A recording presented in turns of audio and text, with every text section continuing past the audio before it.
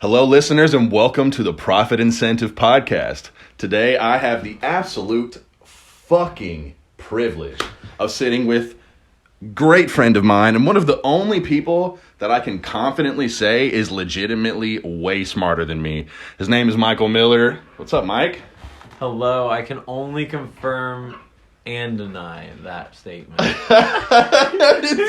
You're like both smarter and dumber than me at the same time.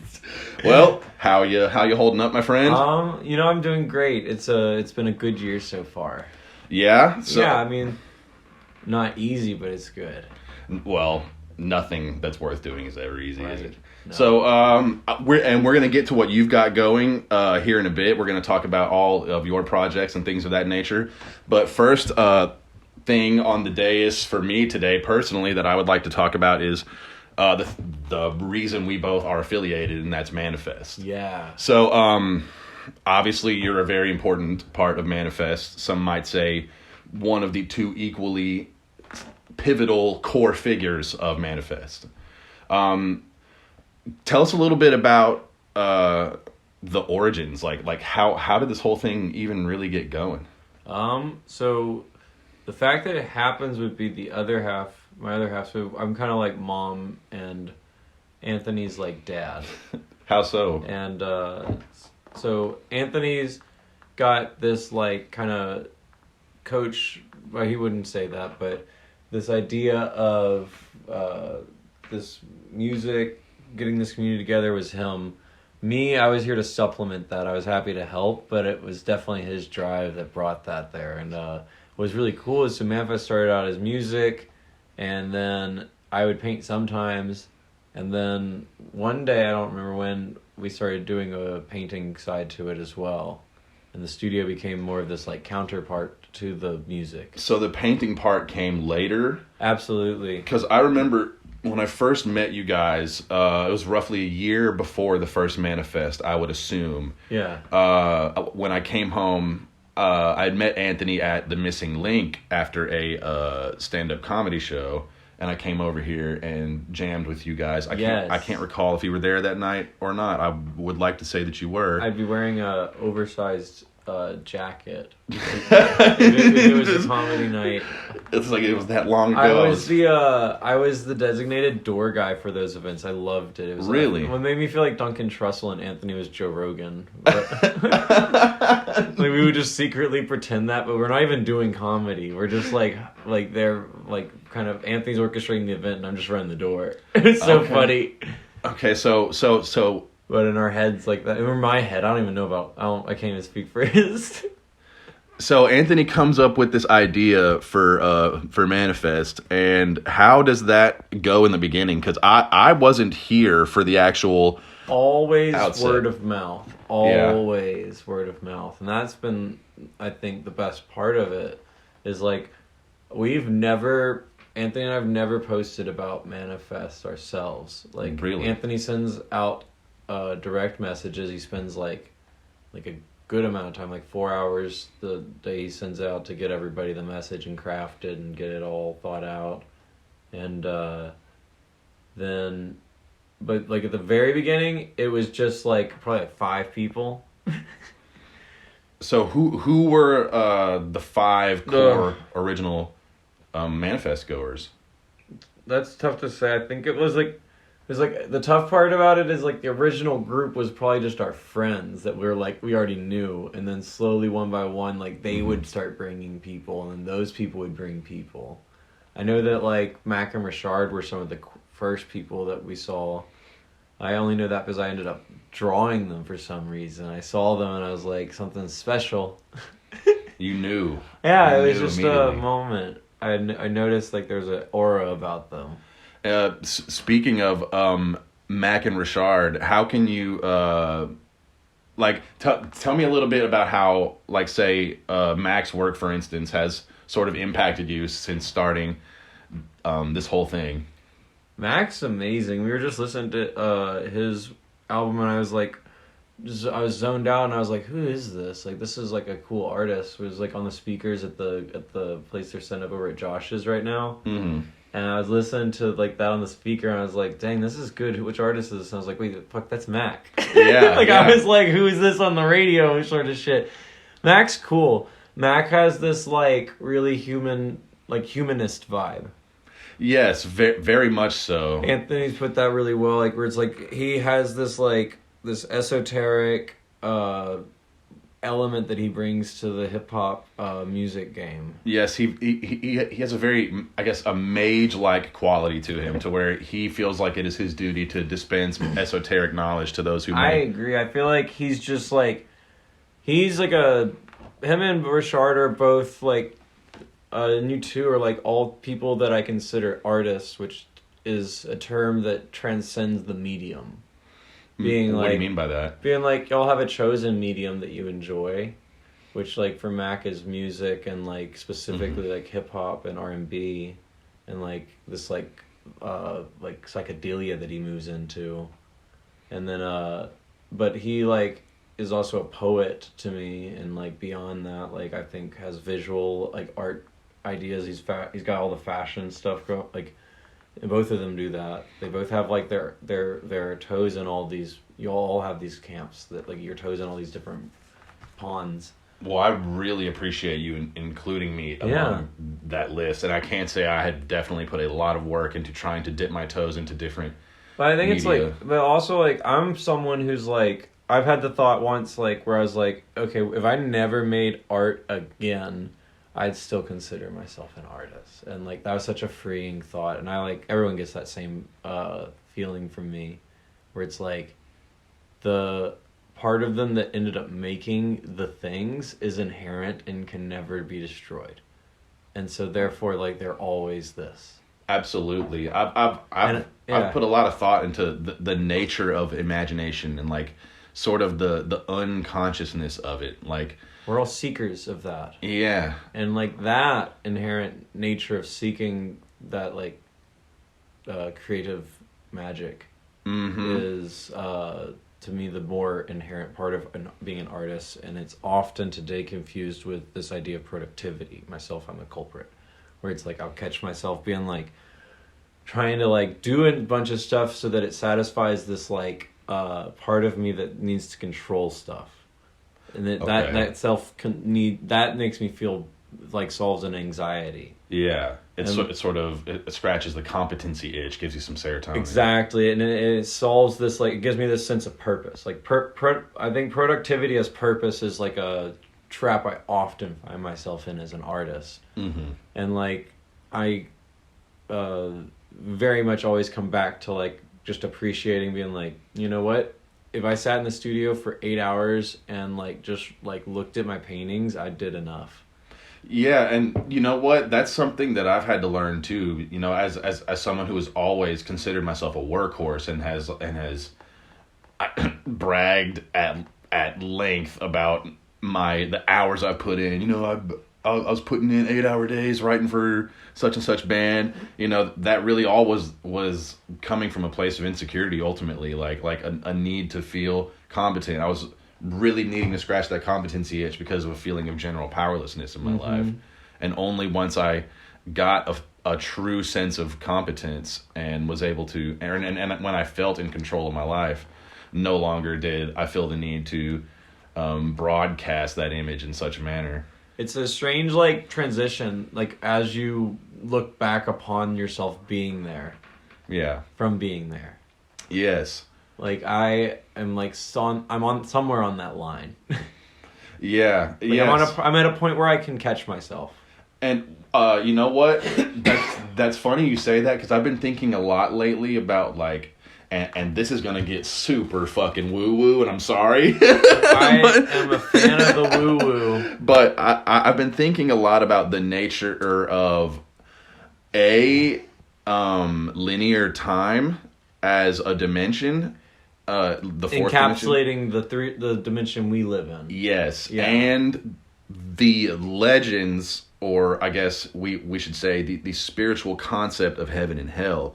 So the way that it has been presenting itself in my mind lately is sort of like a giant zipper, but with more than one like row of teeth, like with infinite rows of teeth, but only one can zip, you know? And as you move along the zipper, you can look back at the things you've already zipped, but you can't look ahead to see what the next chains are going to be. Mm-hmm. And that's what moving through the fourth dimension forward is like. And the quantum field, aka... That's our experience. Yeah. Being the zipper itself. Exactly. And once you get to the end of all your possibilities, once you have collapsed every wave function you can possibly collapse, once your life is over and your name has been spoken for the last time, I think maybe what these ancient scholars are talking about as the fifth dimension is then being able to look at the whole zipper. You know what I'm saying? Like having awareness and consciousness of the whole zipper. So I love that thought because, like, I am someone who sees, like, our consciousness, not our brain, but our consciousness, the thing behind the thoughts that looks at the thoughts, the witness, is operating in the fourth dimension. Yes, it has to be. It has to be. And so, like, we inherently then are fourth dimensional beings incarnate in this third dimension, being sent through a linear path, like you're saying, through time. And it's such a phenomenon. And to have seen ourselves represented in the fourth, third, and second dimensions, is it not then fair to extrapolate that perhaps we descended from the fifth down to the fourth? And who's to say that there's any limitation to this experience? Exactly. And I think, like, that's a cool part of it. There's, like, been very much parts of my life that I got that, like, Donnie Darko vision. If you've ever seen the movie where you can watch everyone coming out of their chest. Oh, it's been so long. I'm not gonna lie. I've had, like, an experience once where I could see where everyone was gonna go. It was like a really calm period of, like, very brief. Wow, so you almost felt like there's like a knowing that we all inherently are tapped into, but, like, overstimulated out of. Yeah, that makes sense because it's overwhelming. And I think H.P. Lovecraft did a very good job of communicating that concept through beings like Cthulhu and Azathoth, who by perceiving their infinitude, their majesty, and their complexity that is so far beyond your little primate brain to comprehend, it just folds in upon itself, you know? That's why I love that concept, and it's something that has definitely been a prevalent part of my own writing. Speaking of my own work, let's talk about some of your work. So, tell us a bit about this style that you've cultivated, because, I mean, sitting here in your shop right now and looking at this, I can confidently say I've never met somebody who creates art that looks like yours. That's awesome, because a novel experience, I think, is so fun as a viewer. Yeah. You know what I mean? Like, I think that's a lot of what we crave as humans. Absolutely. And that's, like, why being an artist is so fun, because it's an infinite game of innovation and shifting and rearranging different components to create new things over and over again. And it's a game I'll play forever. So was that sort of the mission statement from the outset, like your first time picking up a brush, or what was your first medium? So my first medium was, like, science. I loved just, like, doing math by myself. Really? Science, like, thinking through stuff. I very much enjoyed geometry and found that to be really soothing, the way everything fits. And at what age would you say you found yourself becoming fascinated with geometry? Geometry would have been, like, I got moved up 2 grades in math, and so I was doing geometry back, like, early 9th grade, just, like, and then after I took the class, I was just into it on my own for a while, and then it all started really, I've been thinking about it, my mom, so when we go to temple on Fridays for Shabbat, my mom, like, before iPads and shit, needed to pacify me somehow, being a kid at the service and unruly, and so, like, she, like, fishing through her purse and found, like, one of those, like thin, like, credit card calculators, gave that to me, and I just, like, zoned in, and now it's like, okay, I'm gonna figure out what all these additions do. I'm gonna figure out what all this meant. Like, so now I'm, like, 5-6 years old, and I'm already learning the math, like the fundamentals early on. What do you think it was that drew you to it in such a manner? I think it was just the sense of order. It felt comforting to like see everything fit a pattern, like and to like have an answer. Yeah, sort of gave it assigned a rigidity to reality. It's that comfort, that control comfort, like we were talking about earlier. Yes, because we are these little squishy prey animals, and the universe is a big field of tall grass, and we're always looking for movement in it. And it's nice for something to feel like it lets us see above the grass a little bit. I agree. I think there's a healthiness to the illusion that allows us to transcend fear, but it's not the ultimate answer. It's really interesting because it's like it allows us to like building this ego and building these like things of control with that ego create a sense of control that allow you to prosper in this world, but they don't ultimately serve you in the end. So it's like an interesting like hollow safety that you've created out with it. So how do you see? In what ways does art serve you? Like what ways do you? I get an immense pleasure to see change and thought manifest. So to see something that was not brought into being. So simply as that is so I'm put in such awe by it. It's so silly, but like, no, that's to me. It's like if God created us in their image, then we're made to create. Yes, and I get so frustrated when I sit there and I hear people talk about that in like the sense of God needs these futile sensory organs like a tongue and taste buds and eyes, like. Even if we are okay, well, maybe we're in a simulation and these are just representations of that idea. But I always interpreted that as, or embarrassingly, once I discovered it later on in life, earlier on, I may have just, when I was more atheistic, I used that to sort of refute God entirely, you know. Me too. But, me too. Sadly. But as I grew up, I then realized, no, what it's saying is that we, like God, are the only beings that are able to tap into, to communicate with the quantum field through true observation, collapse wave functions, and bring that which wasn't into being with our actions, so to speak. Yeah, there's a interesting like weirdness to humans. Like, I mean, like it's almost like we've like. I think like this like, oh man, I'm in this weird subreddit right now. Mm-hmm.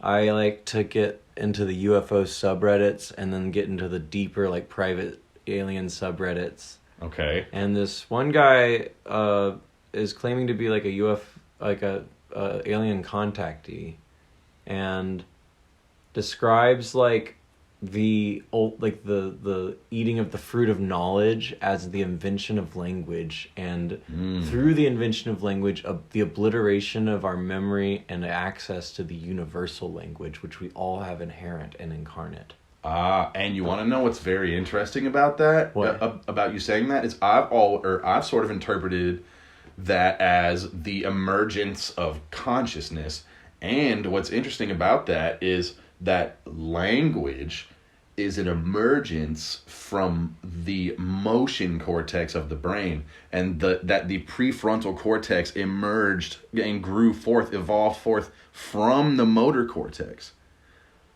You see? So the brain has such plasticity that would make total sense that like as we use less and less of the brain for our survival, it can like become more and more occupied generationally. Yes. So language and consciousness stemmed forth from the more basal, like animalistic motor cortex that that we also consider to be where feeling generates and where the archetypes live.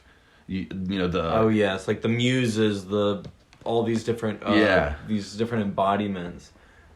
I think there's like that divine self, like what's your role and what's your like everyone has the what would you call it? This oneness within them, and everyone also has a cut of the like this role, this like this archetype, this, and I think it's like my current outlook is like to align your oneness with your role so that you're playing your role from the perspective of your oneness. I see what you're saying. So it is to realize that the concept of self is itself a fractal, and that the things that comprise the self, aka the smaller cells that exist inside of you, are then fractals of yourself. So you have to consolidate the fact that there are a multitude of thoughts and of embodiments and of behavior patterns that exist inside of you that compose you, Michael Miller. Exactly. Which then composes consciousness itself, you know. The persona of Michael Miller, is the fractal. And then like the consciousness itself is like that top part you're talking about. And then there's even further fractaling outside of myself into everyone. Yes. And the day I realized that, I was looking at a tree. Yes. And I saw the leaf, and I was like, holy shit, this is why we always see world trees. Because the leaf is the representation of a singular consciousness, or a singular anything. And to and to say that this leaf is not this leaf is to be so ignorant, because really they're both coming out of the same twig, which is coming out of the same branch, which is coming out of the same tree, which is coming out of the same world, which is a fractal of the solar system, then galaxy, then yada, yada, yada. You know, it just goes up to existence itself. I keep hearing this term in different practices, but there's like this invisible flower that's growing. And that like the world tree is a perfect example, that like, and we are like but part of this flower, and we grow it with ourselves. Like imagine like what does a leaf do? It collects light for the tree. Yes. Like what else? We're in this realm collecting light for the tree. The tree exists in the fourth dimension. Holy shit. Wow, that makes complete sense. Collecting light meaning we are consciousness created by consciousness is created by consciousness to fucking perceive itself. We're an extension, it's like that. I think that game of I love this way. It's like Krishna is bored, makes a counterpart to themselves, and that counterpart asks if they want to play a game, and when they say yes, they blow Krishna up into billions of pieces and tells them to put themselves back together. That is so perfect to me. It resonates with me too, where it's like, right, it's just this like, but then it's this beautiful game to play, and there's no wrong way, because it's all taking us back together. Exactly. As long as you are operating in the symbolic instead of the diabolic, you're moving in the correct direction. But even like if you're the diabolic, you're like the world presenting itself as an antagonist to itself. True. Like there's such a beauty to it. Like when someone says love everyone, it's like a much more complex statement than I think people realize. Yes. It's like I try and exercise that, and it's so hard. Like it doesn't even have to be like a bad person. It can be like your parents or like whatever. Like love everyone's such a wild phrase that's like it's so difficult to embody. And you know, I think the assimilation of the shadow of the parts of ourselves that we want to think we can just get rid of, that we aren't so happy with, but that are inherently a part of us, is becoming a big part of the collective awakening that we're experiencing in our society. I think the memes can attest to that there's been a lot of sort of like the meme of goblin mode. Yes. Where people are assimilating that part of themselves. It's like, I want to be weird and collect rocks and just do whatever the fuck, you know? Right? Yes. like they're like people are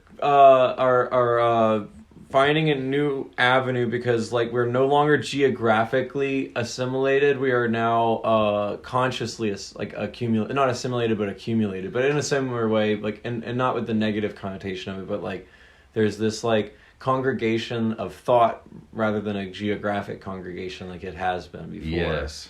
And that's like such a revealing thing where it's like finally someone can make a post and they're like, does anybody else like to like get under their bed and like act like a goblin? And they're like, you're gonna get like a like comment that's like, no way, me too, I thought it was just me. And then it's like that comment has like 1 billion likes, so you're just like, oh yes, like we are. We are this. Very validating to see that there are other people who do the same weird, unacceptable shit that you do. It's beautiful, but like the love everybody is such a complicated statement. Like you can't.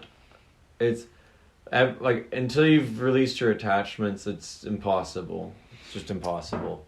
Meaning until you realize that ownership. Until you realize you're all like we're all one thing. Yeah. And like can let go of your individuality, it'll always, I think, be an impossible but like like good goal to sustain. But it seems like the dispensation of the self altogether is the wrong move, and that it's important to assimilate the ego and to find a way to orient it such that it isn't harmful to.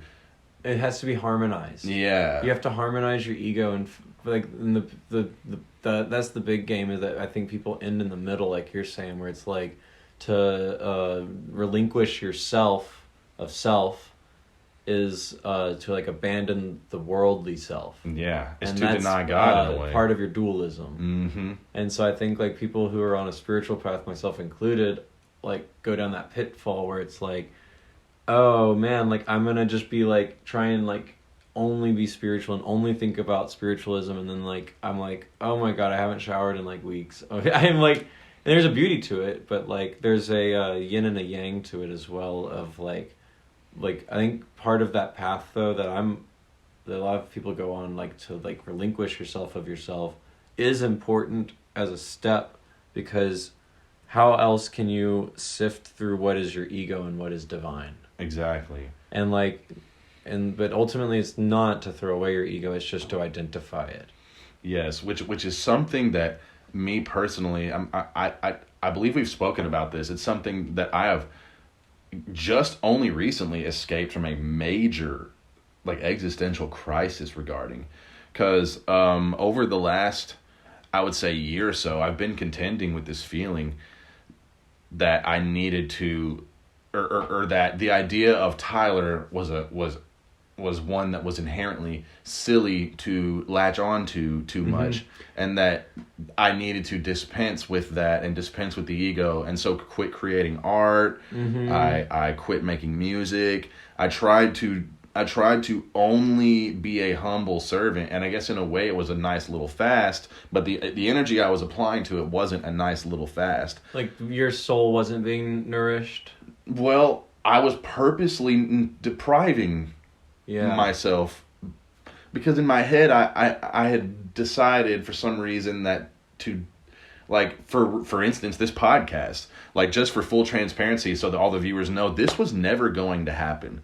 This podcast was never going to happen. My ex Miranda, whenever we would talk about it, she'd say, Tyler, you really need to start this podcast. You really need to start a podcast. Like I see the potential for you to bring people together and to ask the right questions, blah blah blah. And I would fight it. I would say, what of value does little old me have to bring to the sphere of knowledge that hasn't already been contributed? You know, like. And I'm sorry, I'm expounding at a lot of detail, but she would say something along the lines of, you can communicate it in a unique way, and I would say, but the people who are coming to view the kind of content that I would create anyway would probably find the knowledge on their own.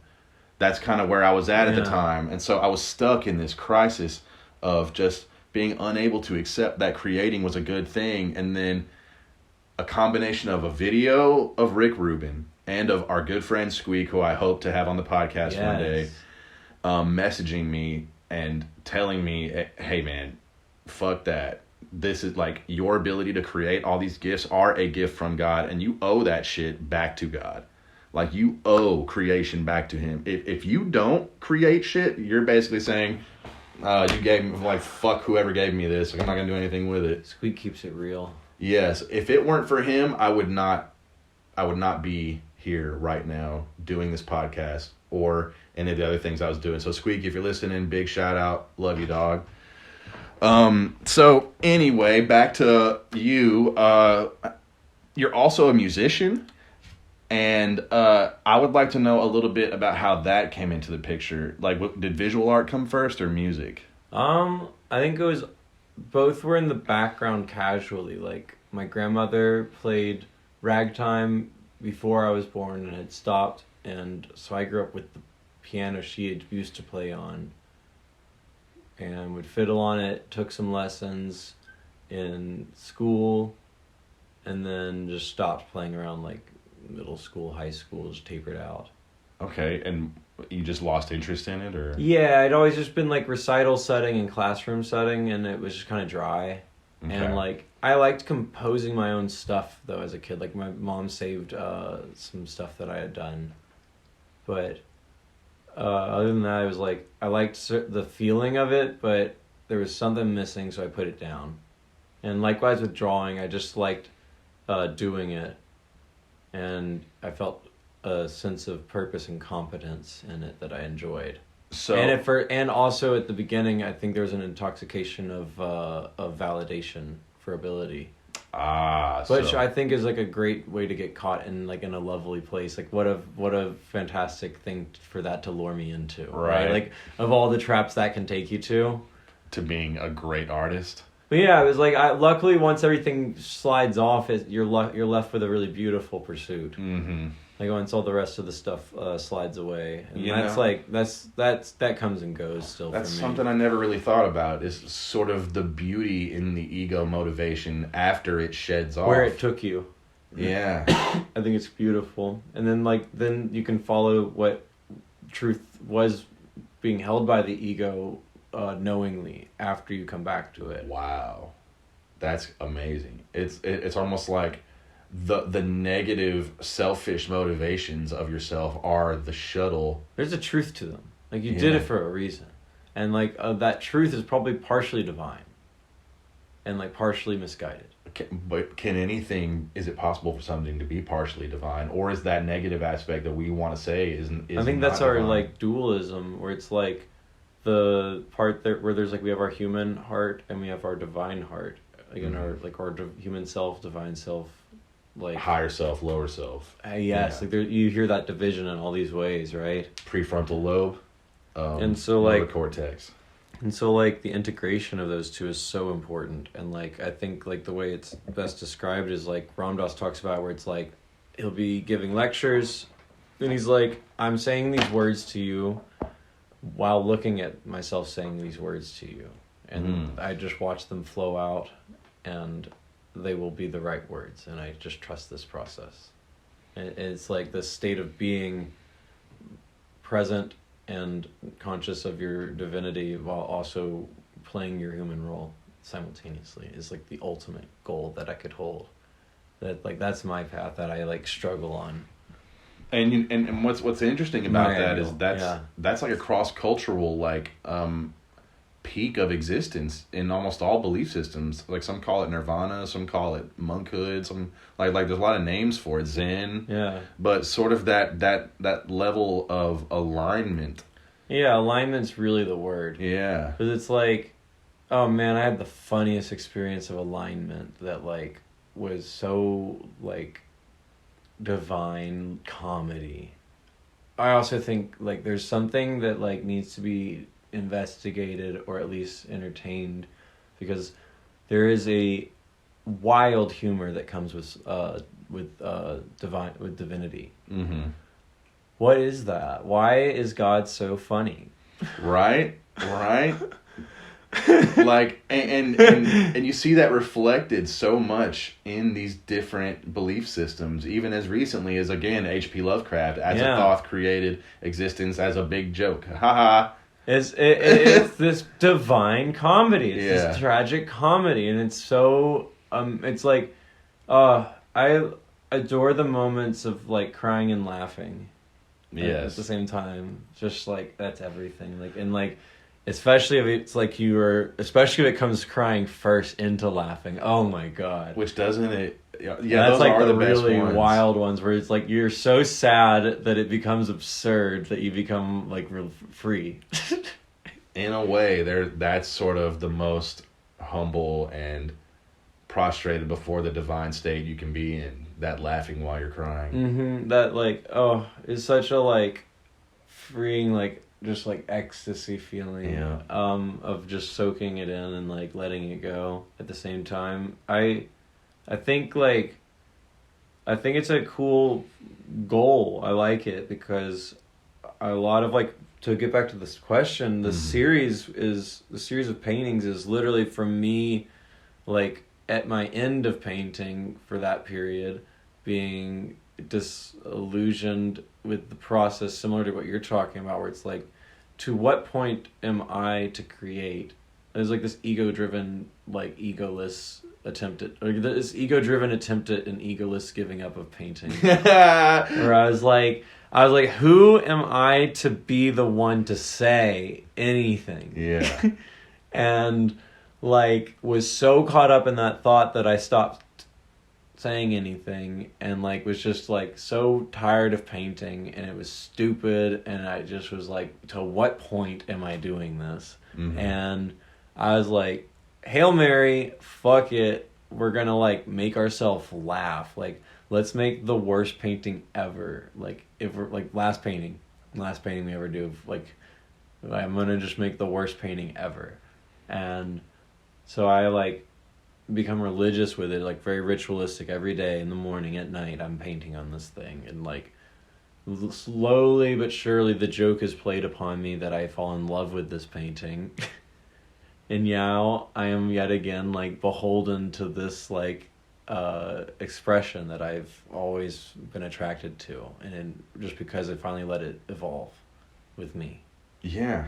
And like finally had, for a time being, given up the need for acceptance, and actually like in a funny change like yearned the rejection of these paintings. Like, oh, the satisfaction of making like someone cringe or like shudder at my painting. I like, feel that, honestly. there was like I was like finally like I was like, I don't want it, and then like to like it was just this freedom that I finally felt. And now I'm at a stage where I want both, where it's like I want to just enjoy every reaction, and I'm trying to come back from this like trying to make everyone repulsed to like getting everyone to love it, to like enjoying how anyone takes something. And that's like where I want to get to, and not allow myself to get as frustrated as I do with like people, because I want a certain thing in the creative process. And like it's this weird like thing is I'm trying to give up my creative practice to this divine setting, but then like simultaneously rejecting my brother and sister's like parts in these processes. That's like the wildest experience. Elaborate on that. Well, like imagine like, say like I'm like, I do these manifest paintings with like the crew, and they're pretty free, but like imagine someone just came in and every time they showed up they just painted it black. Like we'd paint for like 4 hours, and imagine they just paint it black at the end. And then I tell them they can't do that. I've lost my game. Yeah. Like, yeah. You know what I mean? So that's what I'm navigating, is like what does it mean to let it happen in this process, like I'm doing with these paintings, but also maintain a vision. And like, but perhaps it is the very existence of that will to say, hey, don't do that, which is sort of the indication that you are a leader. The indication that you should then trust in that judgment, trust in that will, because it emerged up from somewhere, and to then say, hey, don't do that. Right, You or know? at least to like, I think you're right, you're on the right space. Like it's like, that's where I'm arriving, where it's like, at least be like, to what end are you painting this black every day? Like with no judgment on it, just like ask them. Be like, so why do you do this? Do you hate us? Is it to sabotage us? And would they change? Maybe then I've done it, and then they're integrated. But there's like, seems like there's a clever answer that isn't no. And like it's a game I play with myself, and like there's, and the goal for me is that I can't if I'm getting frustrated, that's my work. So I could, but I could simultaneously not get frustrated and stop them if I'm in the right headspace. Very true. There's a way to calmly and confidently say, "Hey, I don't think that's the right move." And that's the ideal for me. Yeah. If I could maintain that state of mind, like to be peaceful in conflict, like to be loving in conflict is like, my goal this year is to learn what it means to embody love and like past the simple side of it.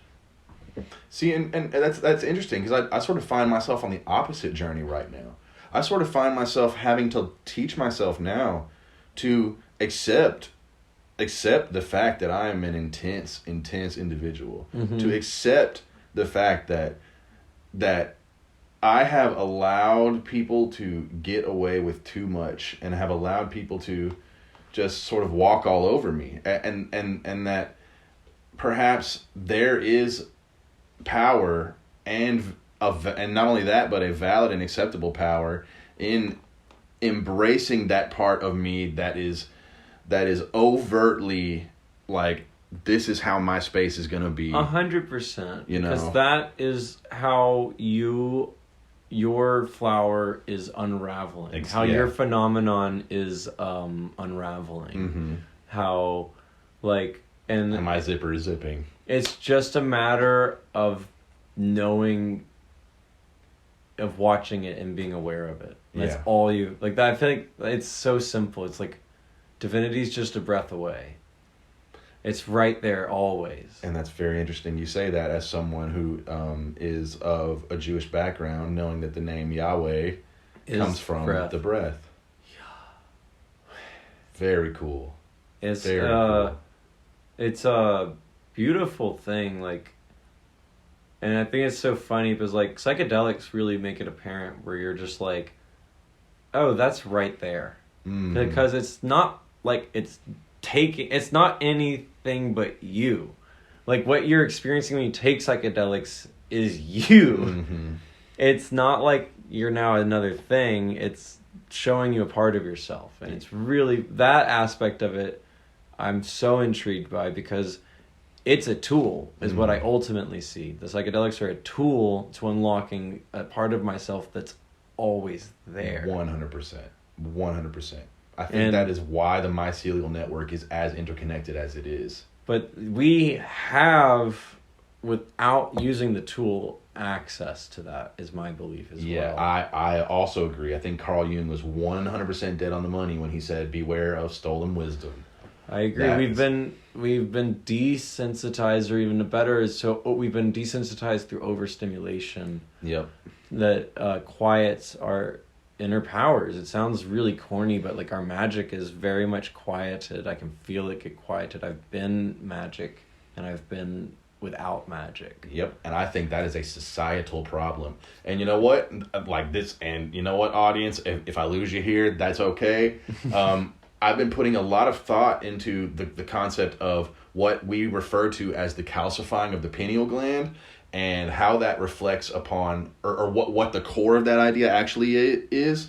And I'm thinking that there has either accidentally, well, if you ask Nietzsche, it is both on purpose and on accident, a diminishing of mankind's connection to the divine, a diminishing of our connection to the quantum field, a sort of kowtowing to determinism that has deflated the magic side of ourselves over the course of years. And I think that one of the culprits of this, even though this hurts to say, because I 100% believe dinosaurs existed, and I 100% fucking love dinosaurs. I was a dinosaur kid growing up and could name 1,000 dinosaurs sitting to you right here. I love them so much.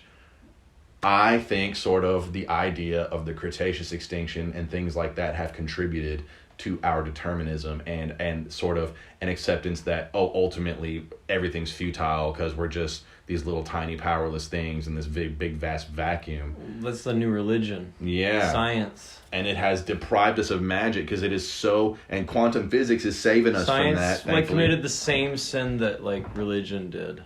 Yes. of like cutting itself short by claiming itself the end. Yep. All. And I'm so thankful. Like, I'm so thankful for quantum physics for sort of rectifying that. For Quantum saying, physics is bringing it back. Yes. Home.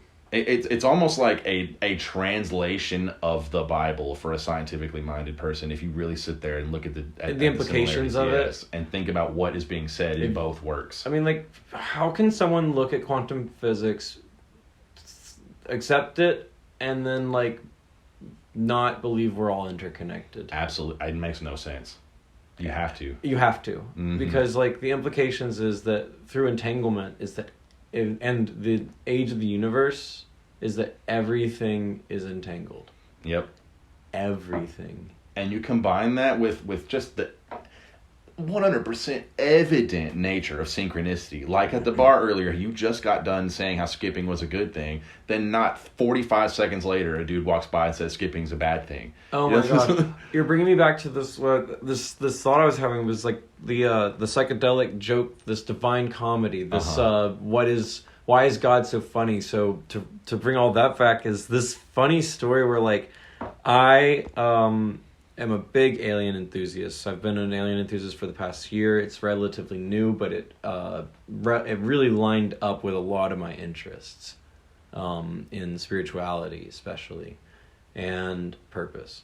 So I was out at a friend's family's property outside of town, and we had taken a little psychedelics and earlier in the day, and at some point I had done a painting outside of the horizon that like was facing the house, and I like did it with an intent because I understand how if you apply intent to psychedelics it manifests very easily with that stuff. So I was like, okay, I want to see an alien right here, like a UFO, something something come up. And so then like I put it down, I leave it there facing the horizon, the painting, as like a calling sign, and I like send a message of my heart, and then we just go and do some other stuff, goof off, watch some YouTube. We're chilling on the couch, all of us, and I get this, that psychedelic feeling where it's like, get up. So I follow the order. I get up. I go outside to the painting. I face the horizon. It's dusk. And, like, no clouds at all. We're out in the middle of nowhere. Just a couple planets are showing in the moon. And it's just starting to get dark. And, like, I go, show me something. This orb with a little like gaseous cloud around it starts coming up and drifting up towards me, and I'm coming down at this point, and I know my visuals, I didn't have any, I took a microdose, so I was like, at this point I'm like, oh, it's happening. Like I'm like in a bit of shock, and then from my perception it feels like it's getting closer to me, starts emitting different shapes from it, and then shoots a smoke ring. And I like immediately like go from shaking and nearly crying because I'm like, it's happening, to like laughing because I'm like, it's SpaceX stage 3. And because I'm such an alien enthusiast, I've gotten really good at like, I've looked at a lot of websites that compile like things people commonly mistake as aliens and UFOs. And like one of the big things is SpaceX launches stage 3 has a smoke ring that comes when it detaches. Yeah, wow. And like, it's such a funny experience because it's the divinity of it isn't lost on me. It's a joke. A joke was played on me because I was, like you were saying, aligned. I was aligned to that moment to go outside and like have a joke played on me by God. God's like, you want to see aliens? How about I reveal myself to you through summoning you to this SpaceX launch? Like, because what are the chances that I would know? I didn't know there's a SpaceX launch. I didn't even know where north was from that house. And I walk outside, look at this horizon that I had painted an alien earlier, like a UFO earlier, in hopes of seeing one there, line myself up with it, and go, show me something. I'm just like, that's amazing. And in such a way that was like hilarious because it was beyond what I wanted. But it was still showing me something that I was like, I was still having something revealed to me that was funnier and greater. What message did you take from that? That I am being aligned to some, like, that, like, as I keep these practices going of spirituality, of like where mushrooms allows me into, call it Christ state, call it what you want, there's like an alignment, like you're talking about, of the role, the ego, the self, the persona, to the divine order. And like that was revealed to me by like bringing me to a physical instance of it. Wow. By like being like, by like giving me the inner sense to go look out there without the knowledge of what was to happen. And to be shown something that wasn't what I wanted. To be shown that like, yes, I'm talking to you, but no, it's not what you want. That's very interesting, and sort of ties back into something that is spoken about very often in conversations about manifestation, which is communicating in high detail what you want to accomplish, but not how you want it to happen. I get that. One way I do it is I imagine myself looking back through a portal, and I give myself a wink, and then I wink back where I am. And then I eventually wink back to that moment. I'm eventually at that moment that I looked at the portal through. Oh, wow. And I wink back at myself and complete the loop. That's fascinating. So you see yourself looking at the you through a portal that has accomplished the thing that you're wanting to accomplish. And he looks back at you. In the state that I want to be. Yeah. Like I want to be playful and joyous and there. And like, yes. And like, so he looks back at you and winks. And then when you're in that spot, you then complete the loop. I feel myself looking at me, and I know that the loop has completed. That's awesome. Did this just emerge in your mind? It's just something I've done. Unconsciously? Yeah. That's really fascinating. This idea of like looking back at yourself after you're done and looking forward to yourself. I really like that concept. Have you ever done any pieces on this? That's pretty interesting, man. That's how I think that's how I won critical mass. Really? I believe so. Like that sort of magic of it. Tell us more about your winning of critical mass last year. It was like very emotional. I don't like winning, per se. Really? Why is that? I always cry. I get like this. I feel like it's like it goes against everything I work for, and sets me back, and I have trouble processing it. I understand what you mean. How the very concept of a victory sort of shits on everything you stand for. Because I'm like, my whole thing is because like ultimately what I love is making, like Willie Nelson says, is making music with my friends. Like I like creating art, and I like doing it with people, and I like connecting to people through art. Yes. And like, if I could have a roof over my head, food, healthcare, I would do that forever and never ask for anything. I feel like I'm talking to myself right now. So like these winnings, it's like it's this weird moment where it's like, because I am intoxicated by it. That's why I don't like it. Because I can feel myself getting like drunk off of it in a way in a thing that I'm trying to actively be sober of. And it's a means to a greater end that I try, that's hard to hold in mind in those moments.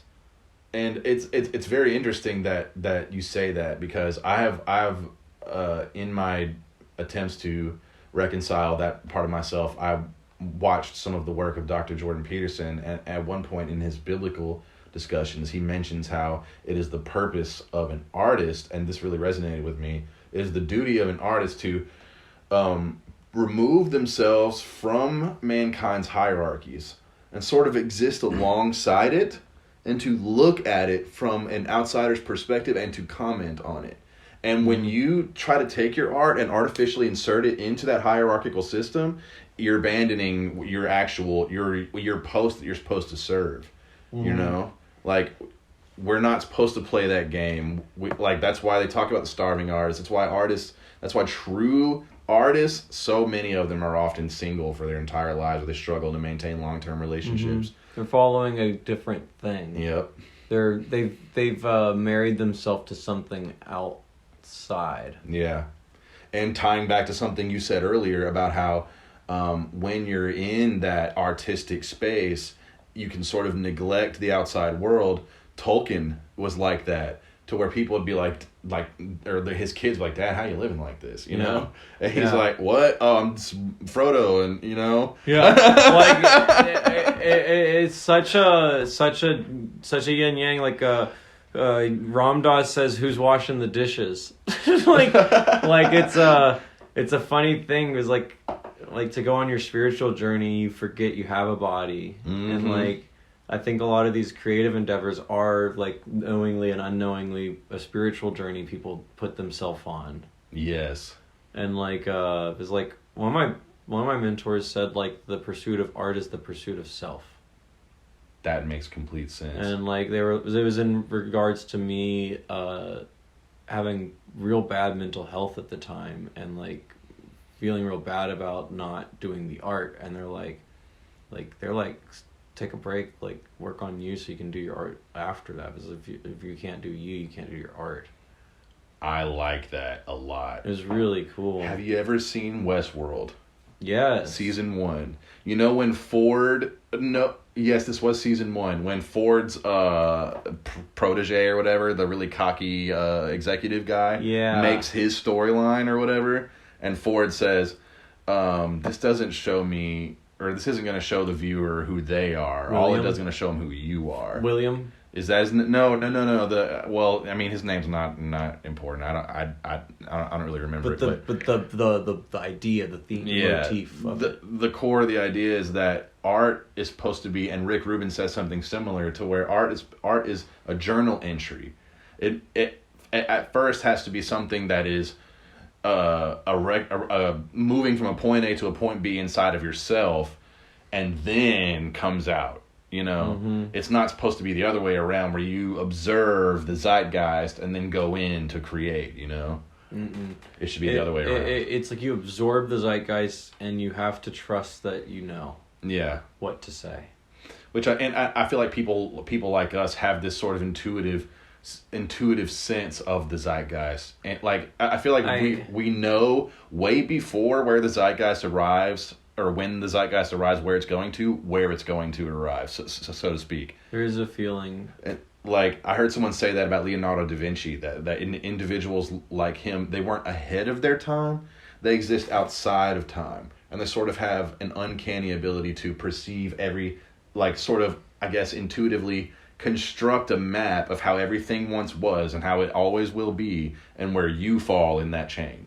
Exactly. You start seeing this, like, greater motion that you're a part of, and it's like, I still can't, like, it's that alignment, it's that sense of like, there's a when I'm real like bad mental health, but I don't dismiss it because I think there's a truth to it, but like I call it the sequence, like the divine sequence, and like I'll be like, fuck, I'm out of sequence, like whenever shit's like been real bad for a while, like, and I'm like on the thin of my mental health, I'm like getting grind thin, I'm like looking for like God to show me what I need to do in the proper order, because if I go out of, like, it's like, okay, like, here's an easy example, it's like, say I want to go do something, but like I can't find my keys, I'm not supposed to do that because I haven't done something yet, is how my brain works in those moments. That makes complete sense. And it's like, but like the craziest part of it is that I do the other thing and then my keys are there. Yeah. And it trips me out every time because it's so on point, where it's like there is an alignment that I can sense, and I can sense it when I'm really much on the edge of it, and it's like I'll die if I don't do it. Is the feeling. Yeah, that's really interesting, how the time when you are most aware that there is an order to everything is sort of when you start detaching yourself from the order of things. Yeah. I remember it was like, there's a lot of just like interesting things like that. Like, I was once like taking little mushrooms, and I was in Houston, and I didn't really think I was supposed to be in Houston, and like, if like this trip was like Houston was trying to murder me, so like I like witnessed like 5 car accidents like subsequently while on this bike ride. What the hell? I like heard one, I saw one that had happened, I saw one happen, and then I like am sitting at a red light, I'm in the right lane, it's a 2-lane, there's 3 cars on my left, I just hear an explosion behind me. I'm peaking. I'm like peaking hard on mushrooms. I'm on my bike, my little bicycle, and I look over to my left, and I see the 3 cars like all being shoveled forward by this red truck 3 cars back that just like must have hit them at like 50 miles an hour. Oh shit. And so like they're exploding and I'm like peaking, so everything, and I have an adrenaline rush, so everything's slow motion, and I have such a high perception rate that like there's a time dilation. And so I'm like watching this whole thing in slow motion, like one car after the other, like I'm seeing the people like, oh shit. And then like the truck finally gets there. It's this cherry red pickup with sod in the back. The guy must have just gotten done working like a long shift. It was like asleep at the wheel. Oh no. And he wasn't even up yet. He was still asleep when I could see him sleeping when he passed by.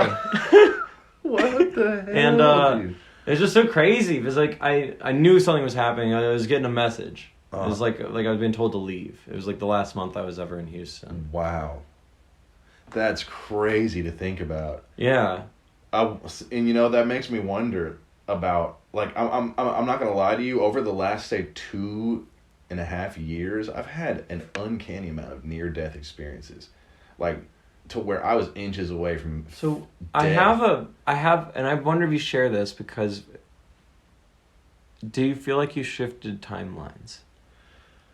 Like, I have this weird feeling, like, imagine this, from your perspective alone, and from my perspective alone, we will never die. In this way that, like, because we both believe in this parallel universe idea. Well, I'm going out on a limb. This is my weird feeling I get when these experiences happen, is that, like, I died, and then I shifted into the universe that I didn't die. Because I get this intense shudder where it feels like I am shifting out of my body and I'm going somewhere else. And then I'm just where I was. Because that's how it happened right before it all started. That's a really profound frame of mind to pursue. I really need to sit Isn't that and eat that. interesting? Like, because it's like this idea that like, so like, and like I wouldn't test it, but like if you took it to its universal, it's like you'll just keep shifting timelines until there's no more. Yeah, and maybe that's and relating there's back to what we were saying. There's all these versions earlier. of you collapsing. Remember the timeline's collapsing, like you're saying, and then it gets to where your name's just mentioned. But like those last collapsing timelines are what I feel like those experiences are, of like all the possibilities of you collapsing and you shifting into the one timeline. And then that final you at the end is either heaven or hell. Exactly. Because all of the waveforms have been collapsed, every possibility has been achieved. So if your spirit and your interdimensional self was at a point of spiritual enlightenment and alignment such that it can exist that way in that resonance positively forever, then that's heaven. But if it was so chaotic and so you never die in these situations, which is kind of what heaven and hell is. Exactly. Like this idea of shifting into infinity. The transdimensional vibrations that constitute yourself continue to exist after death, and the nature or the quantum state, the final waveform that they're collapsed into, is where you're slotted into your either consciousness heaven or hell. is arrived at, and integrated back in. Yeah, or samsara or nirvana. Or like it's reconsumed and then reprocessed. Yes, absolutely. Yeah, but it was like a really interesting. Like I've gotten those like where like, every time I've had a near death experience, I have like a shudder right before it. Really? Yeah. Like you sort of have like a spidey sense. Like that, like you know, like that where your spine's just like and you're like feel like you're like shifting.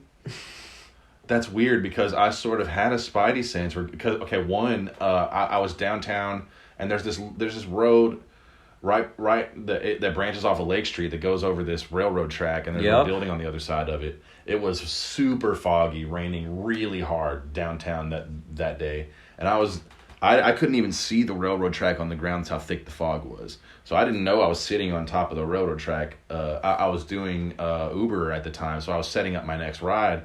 And as I was doing that, I felt something, and I look up to my left, and there's a train about to hit me, bro. I narrowly, if I was in anything other than a Kia Soul, it would have hit the back of the car. Like just light and small, and you could just Yep. like, no tail. Yep, no back to it. Yep. Really, I was able to just. You're like right that dog with his tail scooting booty scooting. Yeah, and it really didn't hit me until about 25 minutes later, as I was driving somebody on my next Uber ride. I was like, I almost just died. I just narrowly escaped death. Holy shit. And that's happened to me roughly 8 times in the past 2 years. I think like in those moments there's a collapsing happening and an awareness that forms. Then like if you're someone like yourself who seems to practice awareness, you'll catch it. So, and I never thought about that being what was happening until right now. And maybe that's like the possibilities all collapsing in that thing. And what if the Mandela effect is then people from other dimensions are remembering things from their home dimension because they've been collapsed into this self. Yeah. And they're all so similar. Because the shift would be like you would literally just like an electron shift to the nearest dimension. Mm-hmm. It wouldn't be a big change. It wouldn't be like now. It wouldn't be like you're in the hot dog dimension now. Yeah. Like, you know what I mean? Like unless like there's only fucking 2 left. Like, you know what I mean? You're at the last one. Yeah, dude, what? Whoa, hot dog. Big jump. I think I noticed this time. Yeah. Like the dimension that you jump to would be so similar that it'd be like a Mandela effect. But what if that's what we call like these insane people who really think that they're somebody else, who have imposter syndrome? Oh yeah, I think there's like a ton of like overlap on recycling and like fractaling of people. Do you think perhaps that could play a role in dissociative identities also? That'd be kind of nuts. I think so. One cool thing with reincarnation that I think's interesting is like now that we're at such a high population, what does that mean for the souls reincarnating? If there's more people than there have ever been today, does that mean that there are new souls, or does that mean that souls are running through the multiple lives at the same time? In what I've read in the studies that I've done, I don't have sources to cite, but what I've come to is that earning human consciousness is sort of what happens once certain criteria are met in lower level consciousnesses, and so you start assimilating or like whatever ends up like it sort of works its way up like reverse taxonomy toward a higher, more powerful, more potent consciousness. And then like humans, so we sort of do the same thing. We coalesce into a higher, more potent consciousness. At what point do you leave the physical realm? I think that's what they say is that sort of that's when you transcend from samsara into nirvana, when the right criteria, when the right checkbox has been ticked. Yeah. You transcend this wheel of life, this constant repetition of flesh and death and repurposing and recycling, and move up into the next one, the 5th dimension. Yeah. And so once all your zippers have been zipped the right way, or whatever way, right or wrong, I don't know if there's such a thing, like you said earlier. Yeah. But that's very interesting.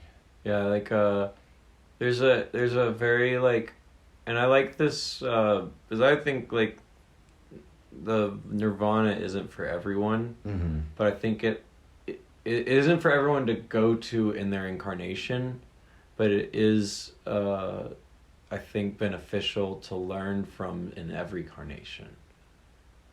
incarnation. So like saying like, I think like the knowledge of from someone who has been to nirvana to someone who doesn't necessarily need to go there this incarnation is still beneficial to them in that incarnation. That's sort of the spiritual equivalent of the business or slogan that you can learn from the CEO as much as you can learn from the janitor. There's something to be learned from everybody. It's like I think like one cool thing is like I think a lot of people like when you trip, a lot of people might not want to say this, but I think people who trip like have been enlightened, and I think that like it's a window though, and it's that's the part people don't like is like a lot of people like the idea of enlightenment as like once you get there it's like you get like a blue check and you're officially enlightened. Yep. As if it's like, and I think it's more like a plane that you have to keep flying, and like once you get the plane level, it doesn't mean you take your hands off the stick and go like fuck around in the back. Yeah. The plane's gonna crash. Yeah, it's something that has to be maintained once it's maintained once it's there. Because you can reach enlightenment, and then entropy can pull you back away from it. And I don't also think it's necessarily a bad thing to leave enlightenment, because I think that there's no way to. It's how do you communicate enlightenment while being enlightened? And so then So it's like you have to come back and take the lessons and apply them through your role. Yeah. That's like the game. And maybe sort of even it is incumbent upon you to sort of descend beneath the lessons sometimes and 100%. remind yourself. Shifting. Yeah. It's like the game is like the freedom to shift to these different states of self as freely as possible. It's not to always be there. Yeah. It's like when you're not needed to be the warrior or to be the husband or to be the son or the, whatever your role is in that moment, then to be able to be the divine and just be there is like ultimate goal, so that there's never, you can always be there. It's very interesting. It's like this coming and going with every breath. That's very, very true. But that's like, and that's ideal. And I think that's like a great ideal to hold and like strive towards and fail upon. Man, having such open-minded and spiritual and quite frankly genius individuals at the core of Manifest, do you think that there's a potential or that there should be considered to be the potential of sort of a cult-like energy developing? And if so, would it be sort of wise to implement safeguards against such a potentiality? That's a great question, and I, funny enough, love like this idea of calling a production company the Good Cult.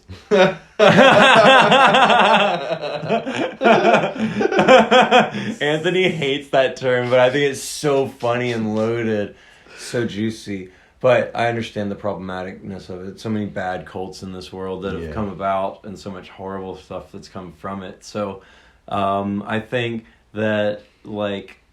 That's why we have this idea of putting together a council, this idea of asking everyone what they think Manifest stands for, and collecting all those, just like we did like at camps in different sort of groups you've gone into, where you all write everything you think it stands for, and you compile them. You see what the greater what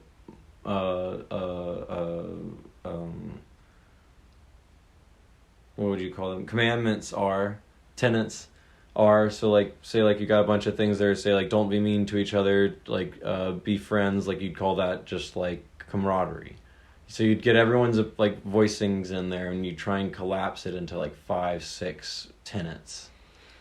Do this every 6 months and see where it stands, and keep a council that guides it. I think like Anthony and I's ultimate ideal for Manifest is it to be self-sustaining and not rigid.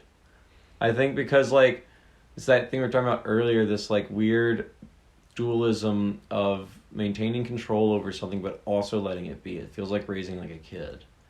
Like you have to, like we have, I think, a good intention with it, which is the idea of synergy and group genius, which I call scenius, the genius of the scene. Indeed. However, it is important to to come to terms with the fact that the road to hell is paved with good intentions. Oh yeah. And in the event, in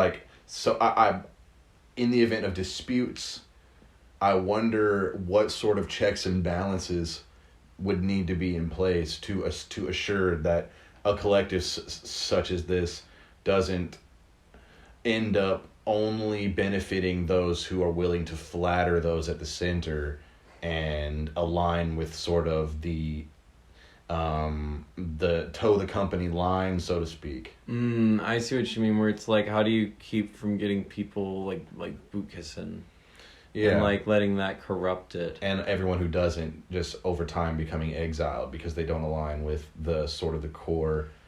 I think that the core values then have to be universally applied, and like that will be important at the first meeting, where it's like presenting scenarios to what these tenets mean, and like making sure that they're very strong, like that, like the tenets should point to things like caring for each other, to allowing people to be themselves so long as it doesn't affect others. Very like American principles. Yeah. Very Abrahamic principles, like classics.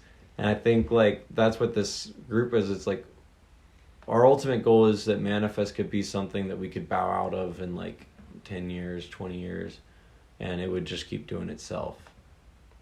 Like, I think Manifest is an idea that Anthony and I embodied and like resonated with people, and I think now we're at a point where we're going to see, without saying it ourselves, if that is the truth. I think it's important to see what Manifest is to everybody. What does it mean? What does Manifest mean to you is a big question on my mind for others. And like the common denominator of that question, I think, will be what has to guide it, and there has to be a faith in what those principles end up being, and a adherence to certain ones of protection.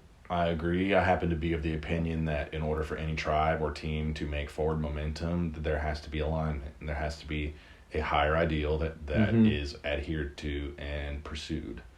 But I only ask to sort of get the conversation going about, because this is a community, and it's a community full of very charismatic, very open to experience, and often marginalized in certain ways individuals who find a very strong sense of purpose here, and who find a very strong sense of community. And I do think that there's a massive responsibility on the people who are at the center of this now, as it continues to grow, to ensure that the structure of the community is organized such that it is beneficial to all those involved forever, and not just a way to aggrandize those at the center. So some sort of grandfathering deal. I agree. Yeah. Because I think like the best part of it to me is watching people who didn't play music before play music now. Mm-hmm. That is so cool to see. Kate, for instance, who played her first show, and Kate, if you're listening, that was fucking awesome. I only thought Kate could do photography, videography, and then Kate blows my mind with fashion and music, and just keeps going. Like another one of these artists. Somebody who I would definitely like to have on the cast very soon.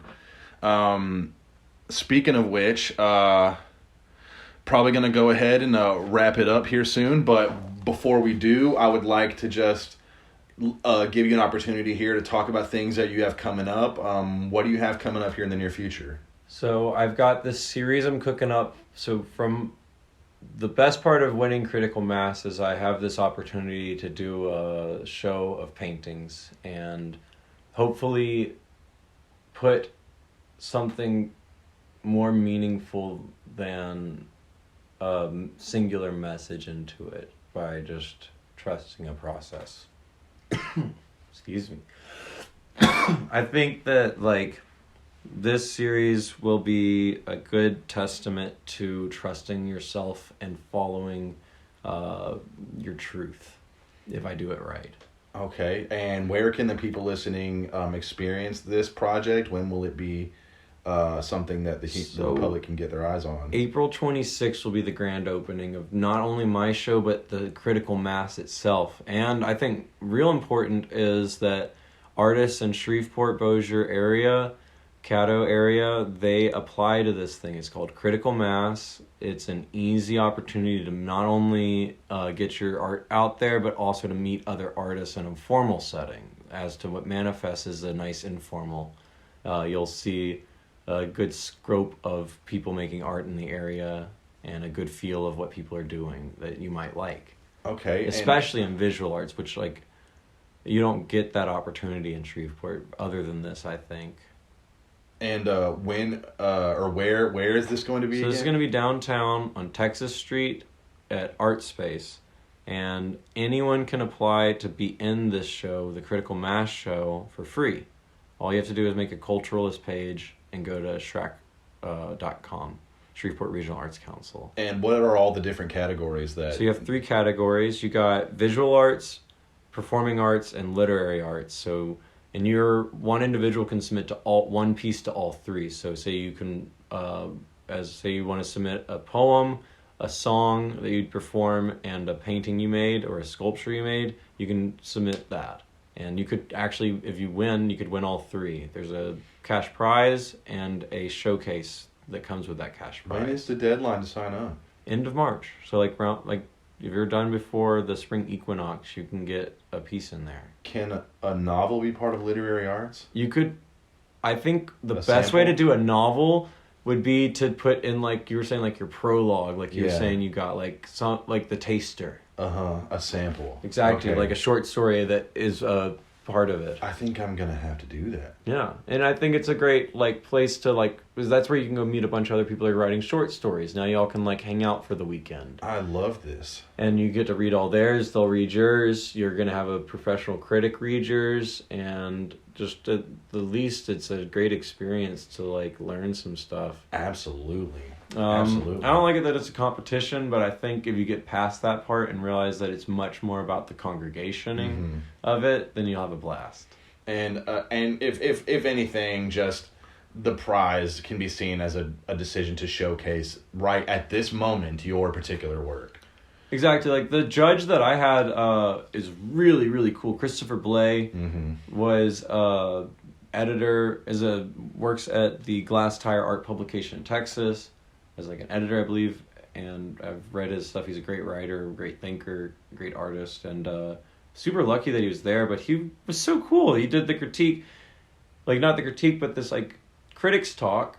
And when he introduced himself, he like did this great job of stepping off the pedestal that he'd been put up on, where he's like, all right, so, I'm the judge, but I'm also just a person with a set of knowledge and a set of opinions that I'm bringing here. I'm going to choose one of you. And then next year, someone else will sit in this seat, and they'll choose another one of you. Wow.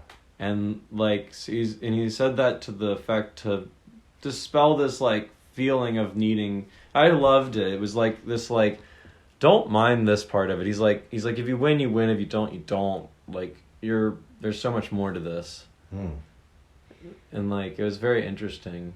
Yeah, I believe I will need to submit my novel to that. That sounds amazing. Yeah, very, very. And the woman who was what was her name? She was also amazing for the literary critic that they brought in. So they have a different critic for each of the fields. All right. Yeah, that sounds awesome. Yeah, it's really cool. That I think is super important. And I'm going to give an artist talk sometime. I don't know when that's coming up. About anything, I think. So a little sneak peek is that I will be presenting on science and spiritualism and where they intersect with art. And where would you be doing this at?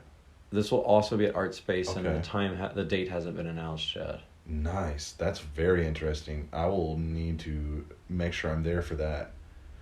But okay, I believe we have talked for long enough tonight, man. That was so much fun. I love this. Yeah. Dude. I'm so glad you finally got to do this. Me too. We've been talking about this for so freaking long, man. And you know what? I'm definitely going to have you back when we can actually have a camera set up so we can have a more legit look at this studio and talk about like your art and really dive deeper into Would love to be back on. But until then, it's been an absolute pleasure, Michael. You too, Ty. And thank you guys for listening. This has been the Profit Incentive Podcast, and we'll see you all again very soon.